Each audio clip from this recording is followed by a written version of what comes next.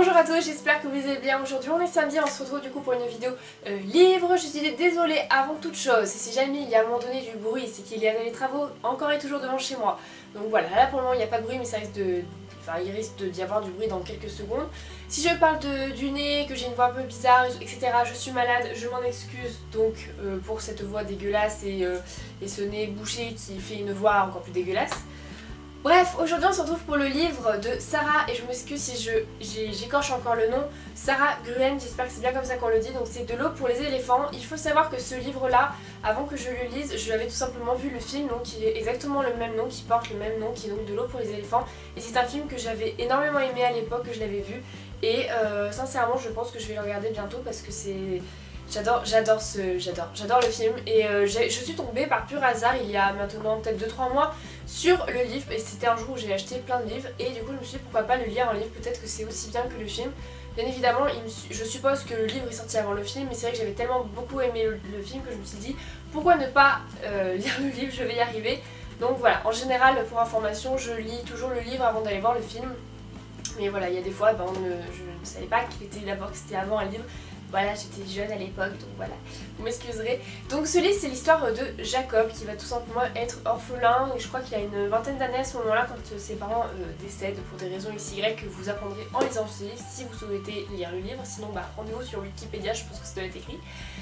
Donc voilà, et il est en fac de vétérinaire si je me trompe pas, donc voilà, malheureusement il décide de partir quand il apprend que ses parents décèdent, il n'arrive plus tout simplement à suivre ses études et donc décide de partir un peu comme ça, un peu à l'aventure, et il va se retrouver tout simplement à tomber dans un train qui est donc le train du cirque des frères Bandini, pardon. Et voilà, c'est comme ça que l'aventure va commencer. Je ne vais pas trop vous raconter l'histoire parce qu'on m'a dit que je racontais un petit peu trop l'histoire dans mes autres vidéos. Donc là je vous dis vraiment ce qui est marqué derrière. Donc voilà, les informations que je vais vous donner c'est vraiment ce qui est écrit derrière. Voilà. Et c'est vraiment quelque chose de dingue parce que du coup il voit l'envers du décor en fait d'un cirque. C'est voilà, beaucoup de personnes savent ce que c'est l'envers du décor du cirque. C'est pas un milieu très sympathique pour les animaux qui y sont, pour les artistes qui y sont aussi, etc. C'est pas le meilleur endroit du monde si on peut dire ça pour les personnes qui vivent au quotidien, que ce soit les animaux comme les personnes humaines. Voilà. Et donc il va se retrouver là, il va être embauché en tant que soigneur, en tant que vétérinaire entre grandes guillemets. Et c'est comme ça qu'il va faire la rencontre tout simplement de Sarah qui est donc l'écuyère du cirque, et il va aussi faire à un moment donné la rencontre de Rosie qui est donc une éléphante qui va atterrir au cirque. Ça, pour le savoir, il faudra lire le livre pour savoir comment elle atterrit au cirque. Et il faut savoir que Rosie, au début, personne n'arrive à lui faire n'importe quel tour. Personne n'y arrive jusqu'à que tout simplement Jacob comprend comment lui apprendre certains trucs, ainsi que Sarah. Et c'est comme ça que l'histoire va commencer, et c'est une très belle histoire d'amour, une très belle histoire de... Enfin c'est une belle histoire je trouve, comment ça a été écrit, j'aime énormément. C'est vraiment quelque chose que j'ai beaucoup aimé, c'est un livre que j'ai pris beaucoup de temps à lire parce que je me suis permise de me dire allez Estelle, au lieu de lire en 1 ou 2 semaines, essaye de prendre du temps pour lire ce livre, et je me suis vraiment régalée à prendre du temps à lire ce livre parce que vraiment il était vraiment génial et j'avais vraiment pas hâte de le finir, croyez-moi. C'est vraiment un de ces rares livres où j'ai envie vraiment de prendre le plus de temps possible pour pouvoir lire, pour pouvoir comprendre, etc. Mis à part le livre que je suis en train de lire là en ce moment, que je vous présenterai dès que j'aurai fini. Mais pareil, je risque de vous le présenter que dans un mois parce que je lis quasiment un chapitre par jour et il y a beaucoup de chapitres. C'est un livre qui est tout petit, mais c'est vrai que c'est un livre qui est assez compliqué, mais ça je vous en reparlerai dans une prochaine vidéo. Donc voilà. Ce livre là, donc De l'eau pour les éléphants, personnellement je vous le recommande à 2000%, c'est un livre qui est vraiment magnifique. J'aime énormément comment c'est écrit, j'aime énormément comment c'est raconté. Et surtout que Sarah Gruen, tout ce qu'elle fait en fait c'est elle raconte certains épisodes qui se sont passés vraiment avant, et il me semble que si je ne me trompe pas c'est durant la Grande Dépression dans les années 30.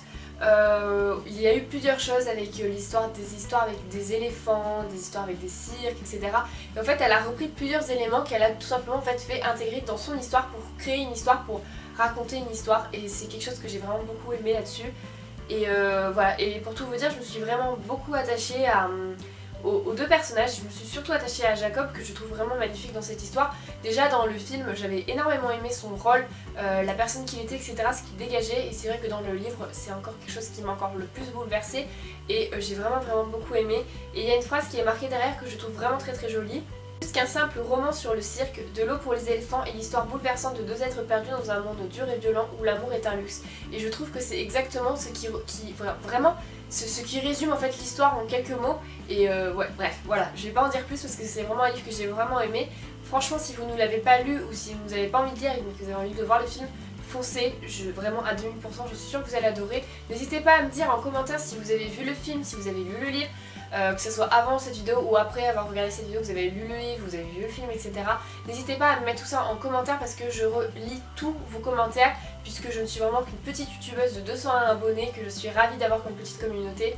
Et donc je lis tous vos commentaires, je réponds à tous vos commentaires, il n'y a aucun souci, les messages c'est pareil, donc n'hésitez pas à me dire tout ça dans les commentaires, je serai ravie de lire tout ça. Si vous voulez vous procurer le livre, je vous mettrai en barre d'informations, n'hésitez pas à regarder non plus le lien du livre à acheter chez la Fnac et aussi du coup chez Amazon. Voilà pour cette vidéo, j'espère en tout cas qu'elle vous aura plu, qu'elle vous aura donné surtout envie de lire le livre ou tout simplement de voir le film qui a été fait autour de ce livre là. En tout cas, on se retrouve très vite dans une prochaine vidéo livre qui sera donc postée tout simplement le samedi, donc n'hésitez surtout pas à venir assez régulièrement sur ma chaîne, en tout cas les samedis, pour voir s'il n'y a pas des petites vidéos livres si jamais ça vous intéresse. Et j'essaye aussi de revenir assez rapidement les jeudis avec des vidéos assez banales, assez beauté, assez féminines, assez... comment dire, avec plein de conseils, etc. J'essaye vraiment de revenir en force avec ça, j'ai quelques idées vidéos. Donc voilà, je vais essayer de filmer ça rapidement et de vous les poster les jeudis. Je vous fais d'énormes bisous, prenez soin de vous et on se dit à très vite. Ciao.